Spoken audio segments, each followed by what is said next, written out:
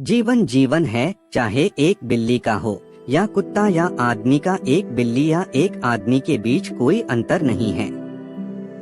अंतर का यह विचार मनुष्य के स्वयं के लाभ के लिए एक मानवीय अवधारणा है।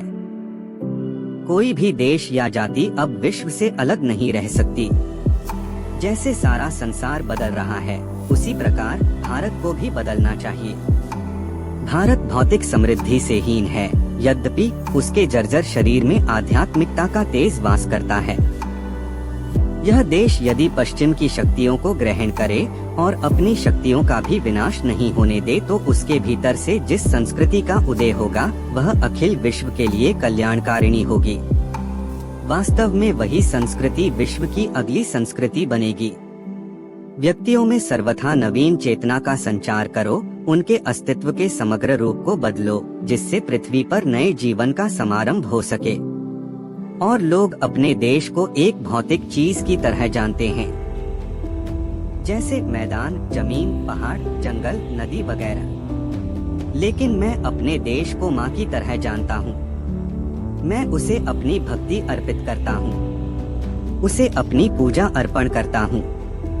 युगों का भारत मृत नहीं हुआ है और न उसने अपना अंतिम सृजनात्मक शब्द उच्चारित ही किया है। वह जीवित है और उसे अभी भी स्वयं अपने लिए और मानव लोगों के लिए बहुत कुछ करना है, और जिसे अब जागृत होना आवश्यक है।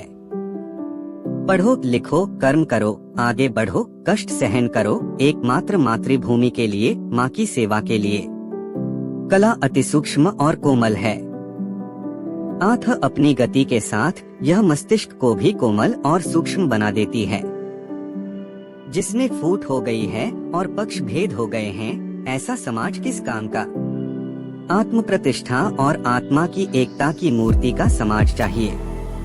अलग रहकर जितना काम होता है, उससे 100 गुना संघ शक्ति से होता है। अब हमारे सारे कार्यों के लक्ष्य मातृभूमि की सेवा ही होनी चाहिए। आपका अध्ययन, मनन, शरीर, मन और आत्मा का संस्कार सभी कुछ मातृभूमि के लिए ही होना चाहिए। आप काम करो जिससे मातृभूमि समृद्ध हो। मेरा हर काम अपने लिए न होकर देश के लिए ही है। मेरा हित एवं मेरे परिवार का हित देश हित में ही निहित है। धन को विलास के लिए खर्च करना एक प्रकार से चोरी होगी। वह धन असहायों और जरूरतमंदों के लिए है।